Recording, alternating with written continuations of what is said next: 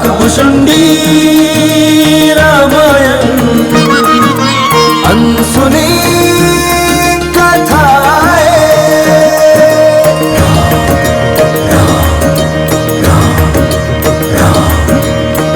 मंगल पावन सरस सुहावन काकभुशुंडी की रामायण दुविधा शंका दोष मिटाती मर्यादा का पाठ पढ़ाती। राम रघुपति राम राघव राम राजा राम राम रघुपति राम राघव राम राजा राम। जय श्री राम जय श्री राम जय श्री राम जय श्री राम जय श्री राम जय श्री राम जय श्री राम जय श्री राम। महर्षि, आपने गृह प्रवेश की पूजा विधिवत संपन्न करा दी। अब हमें आज्ञा दीजिए कि आपको गुरु दक्षिणा में क्या प्रदान करें। यदि आप मुझे कुछ प्रदान करना ही चाहते हैं तो ये स्वर्ण नगरी लंका मुझे दे दीजिए। बस महर्षि विश्व, जिस सोने की लंका को देखकर आपके मन में लालच उत्पन्न हो गया, वो लंका एक दिन जलकर भस्म हो जाएगी। राम राम, हमें छोड़कर मत जाइए राम, लौट आइए राम। राम राम पुत्र राम, लौट आओ पुत्र राम, लौट आओ पुत्र, आपका विश्वास सहन नहीं कर पाएगी राम। राम हे राम,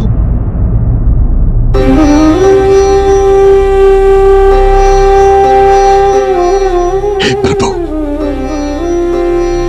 ये कैसा दुस्वप्न था।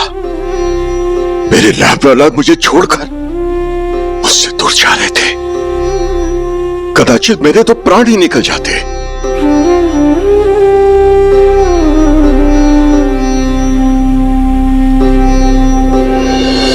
मनीषी, महाराजा दशरथ का श्री रामचंद्र से बिछड़ने का ये दुस्वप्न क्या भविष्य में होने वाली कोई घटना का संकेत है कि हमें अपने स्वप्नों को इतना महत्व देना चाहिए? पक्षीराज, साधारणतः स्वप्न अचेतन मन की कल्पना है जो सुप्त अवस्था में सत्य जैसा प्रतीत होता है, किंतु कभी कभी स्वप्न बीते हुए दिनों के कर्मों से प्रभावित होता है तो कभी भविष्य में होने वाली घटना का संकेत भी देता है, कभी चेतावनी देता है तो कभी मार्गदर्शक भी होता है। महाराज दशरथ का यह स्वप्न भी उनके अतीत की घटना से जुड़ा हुआ है। क्षमा कर दीजिए अयोध्या नरेश, क्षमा कर दीजिए, मैं अपराधी नहीं हूँ, मैं अपराधी नहीं हूँ। शांत हो जा। महाराज, ये बहेलिया है। इसने अयोध्या की दंड संहिता का उल्लंघन करके अपराध किया। इसका अपराध क्या है महामंत्री सुमन? इसने स्वयं अयोध्या नरेश द्वारा पारित किए गए नियम का उल्लंघन किया है। अयोध्या में शब्द भेदी बांध चलाना वर्जित है और इसने फिर भी शब्द भेदी बांध चलाया, शब्द भेदी बांध चलाया।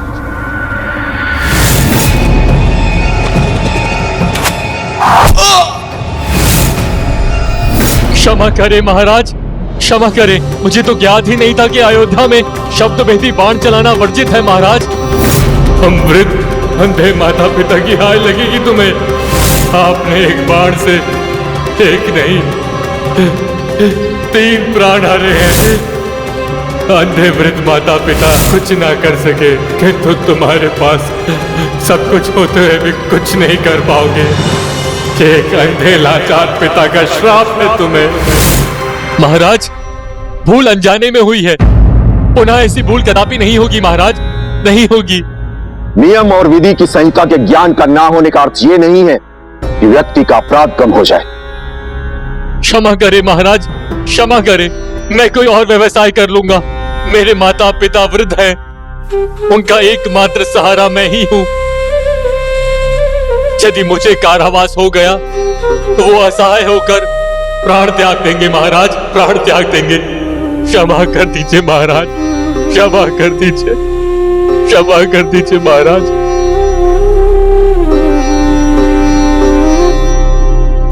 महाराज को एकाएक ये क्या हो गया?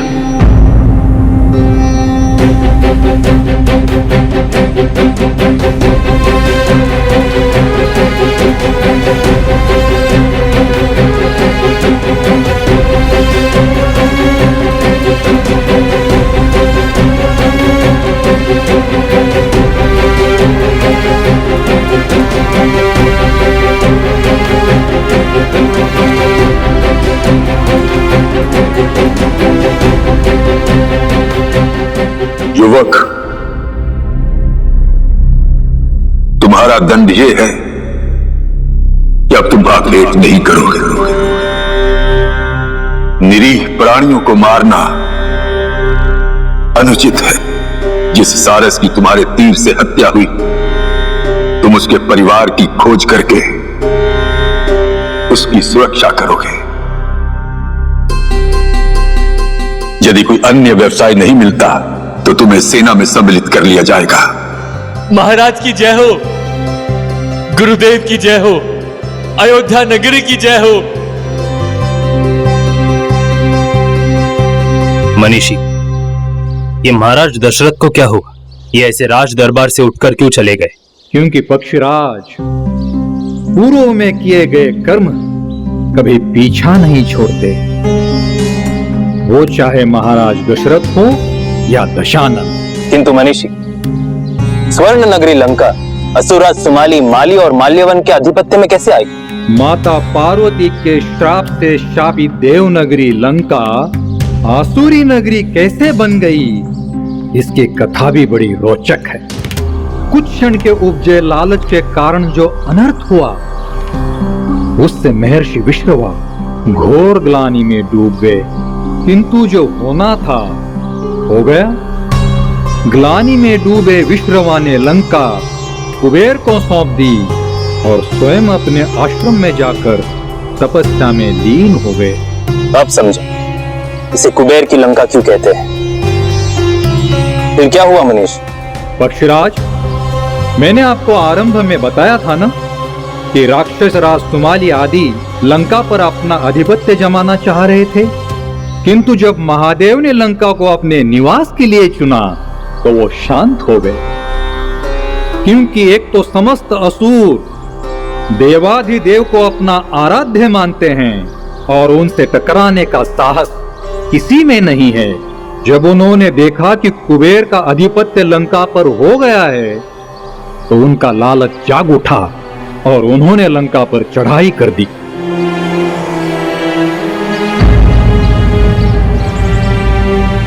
महाराज कुबेर, आसुरी सेना लंका के तट पर आ चुकी है। वे कभी भी आक्रमण कर सकते हैं।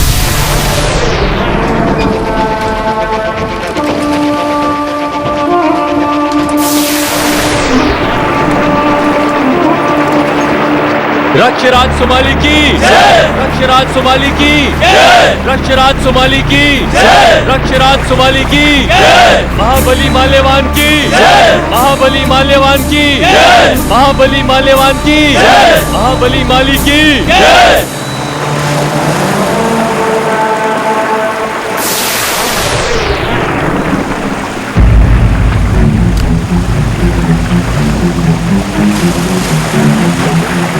इस लंका की भूमि को रक्षकुल के सुमाली का प्रणाम।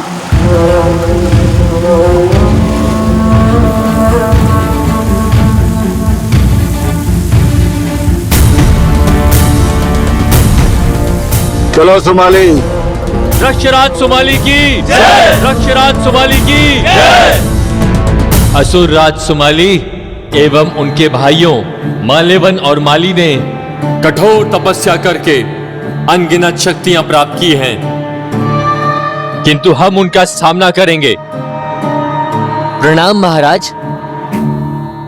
हमारे राजभवन को असुरों ने चारों ओर से घेर लिया है। सोमाली अन्य असुरों के साथ इसी ओर आ रहे हैं।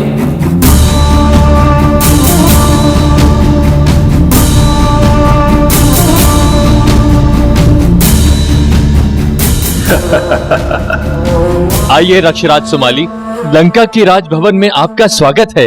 यक्षराज कुबेर, अपने सेनापति और सैनिकों से कह दो कोई शस्त्र ना उठाएं। हमें मात्र आपसे वार्तालाप करना है। यदि अन्य किसी ने हस्तक्षेप करने का प्रयास किया तो उसकी गर्दन तन से अलग कर दी जाएगी। जिसे मृत्यु से प्रेम है वो यहां रुके, अन्य सब यहां से चले जाएं। जाओ, चले जाओ यहां से।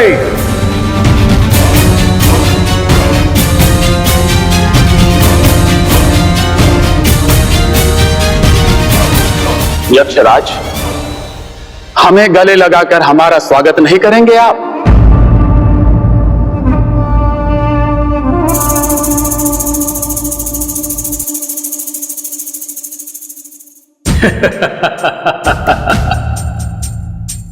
यक्षराज, हम कभी किसी से मिलने खाली हाथ नहीं जाते, इसलिए हम आपके लिए भी उपहार लेकर आए।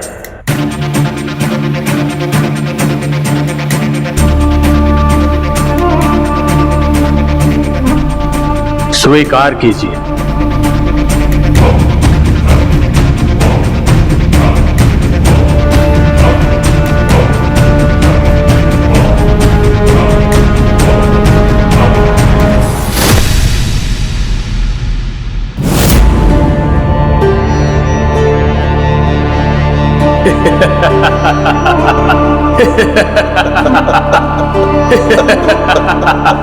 क्या हुआ यक्षराज, उपहार अच्छा नहीं लगा?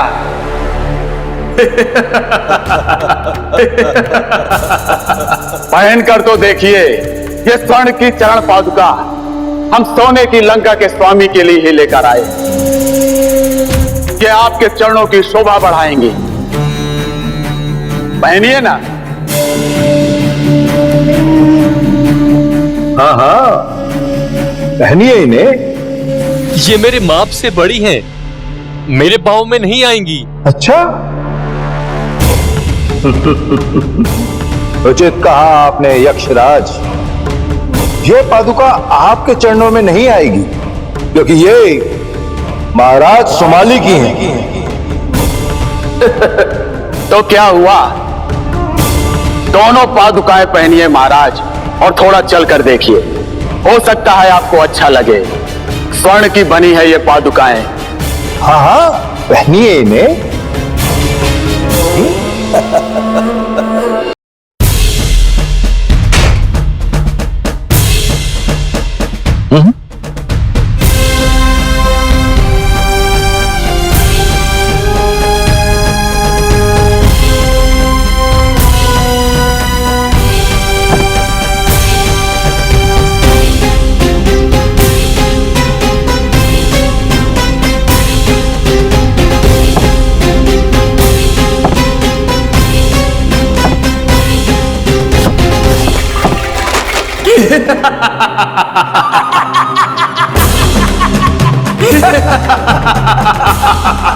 मेरी पादुकाएं आप पहनेंगे यक्षराज तो गिर ही जाएंगे।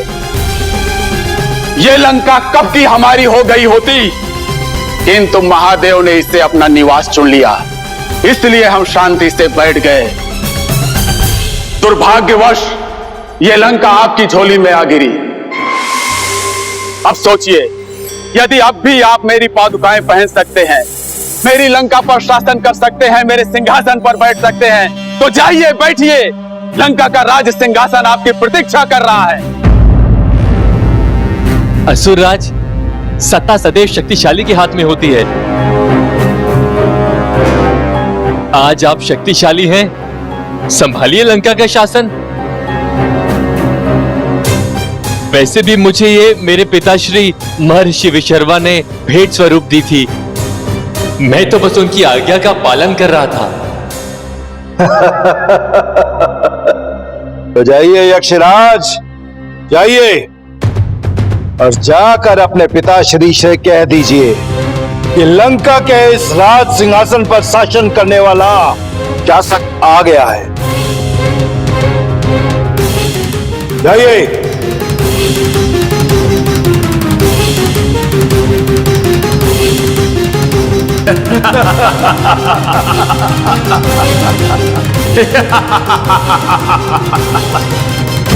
आकराज, सुमाली हिंसा, अधर्म और अन्याय के मार्ग पर चल रहा है।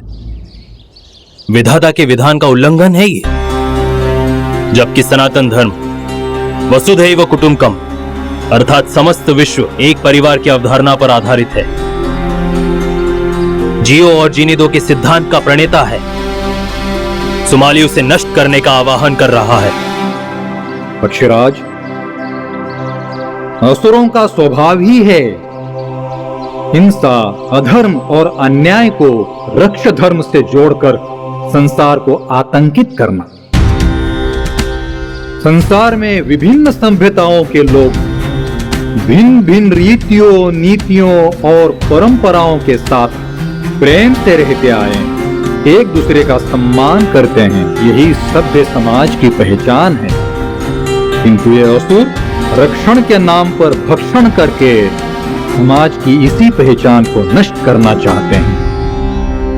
सत्ता और शक्ति के बल पर उनकी स्वतंत्रता छीनकर उन सबको अपने अधीन करना ही असुरों का ध्येय है। तो क्या इन असुरों को रोकने वाला कोई नहीं था?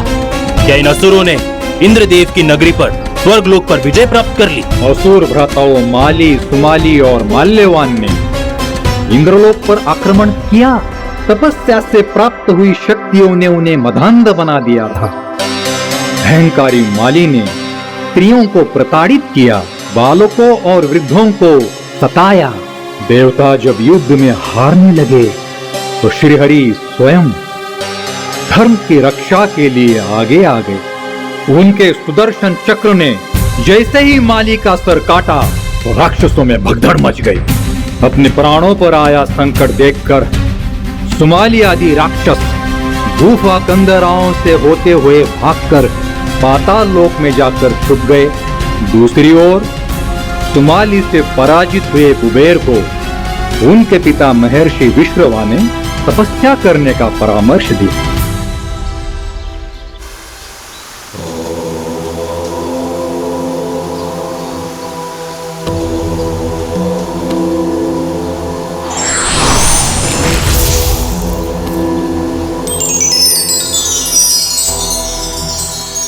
वत्स कुबेर, पितामह,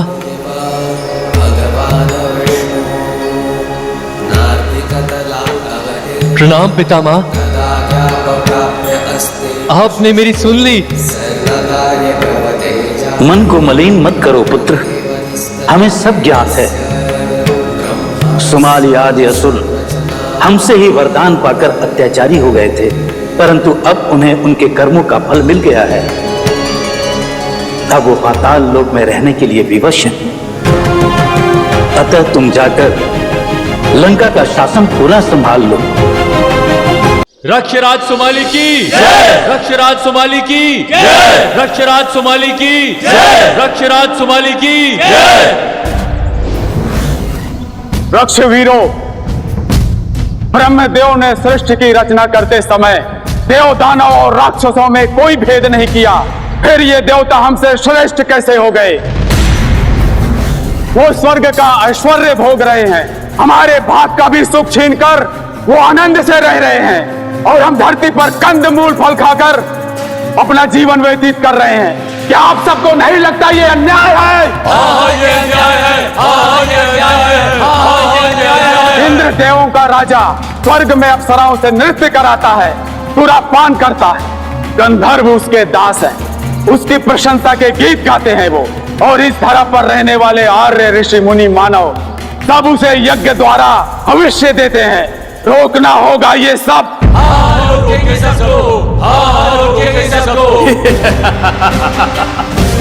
हम तामसिक भोजन करते हैं, मदिरा पान करते हैं, कई स्त्रियों से विवाह करते हैं। क्यों? क्योंकि हमारी रक्ष संस्कृति में यही सब होता है, और हम अपनी रक्ष संस्कृति को समस्त संसार में स्थापित करेंगे। और जो हमारी रक्ष संस्कृति को स्वीकार नहीं करेगा उसका प्राण हरण करना हमारा धर्म है, और जो इसे अपनाएगा उसकी रक्षा करना हमारा कर्तव्य है। इंद्र आदि अन्यायी देवताओं को स्वर्ग से पलायन करने पर हम विवश कर देंगे। मैं महाबली सुकेश का पुत्र सुमाली इंद्र आदि देवताओं के विरुद्ध युद्ध की घोषणा करता हूं। अब हमारा अगला लक्ष्य होगा देव नगरी अमरावती। आक्रमण करेंगे हम इंद्र की नगरी अमरावती पर। अमरावती, अमरावती, अमरावती। वत्स कुबेर, तुम्हारी तपस्या के फलस्वरूप हम तुम्हें एक दिव्य विमान प्रदान करते हैं।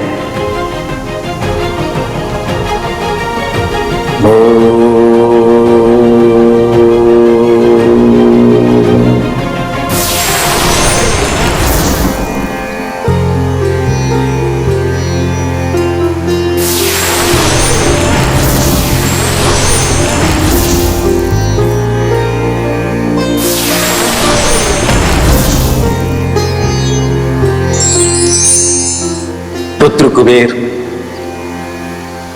ये एक दिव्य पुष्पक विमान है जो मन की गति से संचालित होता है और आवश्यकता अनुसार इसका आकार बड़ा और छोटा हो सकता है। इसे ग्रहण करो पुत्र, और अपनी लंका नगरी जाकर जिसे असुरों ने दूषित कर दिया है उसका शुद्धिकरण करके उसे पवित्र करो और वहां धर्म के साम्राज्य की स्थापना करो। जो आज्ञा पितामह।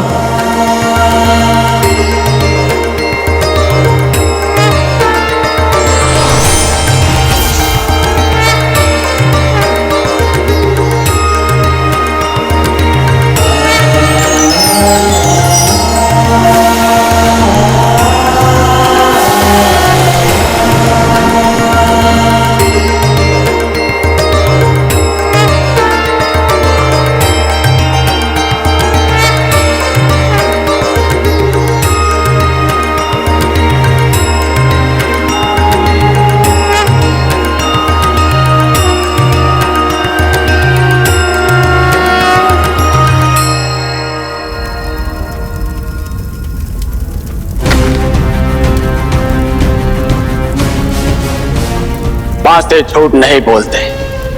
हमारे भाग के द्वार पुनः खोलेंगे। मेरी लंका, मेरे सपनों का स्वर्ग छीन लिया देवों ने। नहीं नहीं नहीं। पिताश्री, आप इतने व्यथित क्यों हैं? आप तो सदैव इन पासों में ही उलझे रहते हैं।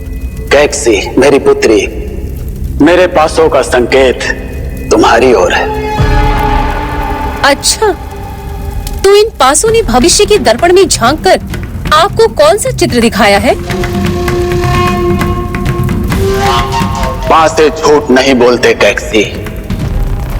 पासे बता रहे हैं कि भविष्य में तुम्हारा होने वाला पुत्र हमारा खोया हुआ सम्मान लाएगा। रक्षकुल का गौरव पुनः स्थापित होगा और स्वर्ण नगरी लंका पर हमारा पुनः शासन होगा।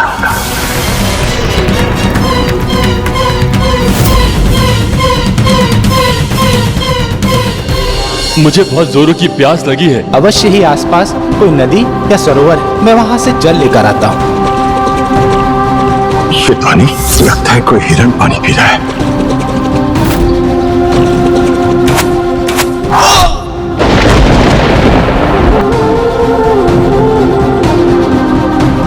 हे भगवान, ये आज मेरे हाथों क्या अनर्थ हो गया।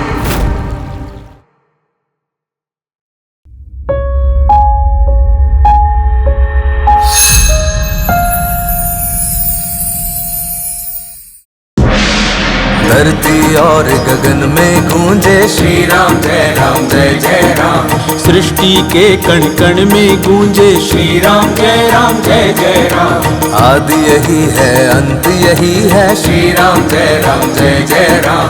सीमित और अनंत यही है श्री राम जय जय राम। यश कीर्ति धन सहज दिलाए श्री राम जय जय राम।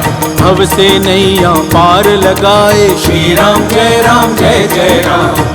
भव से नैया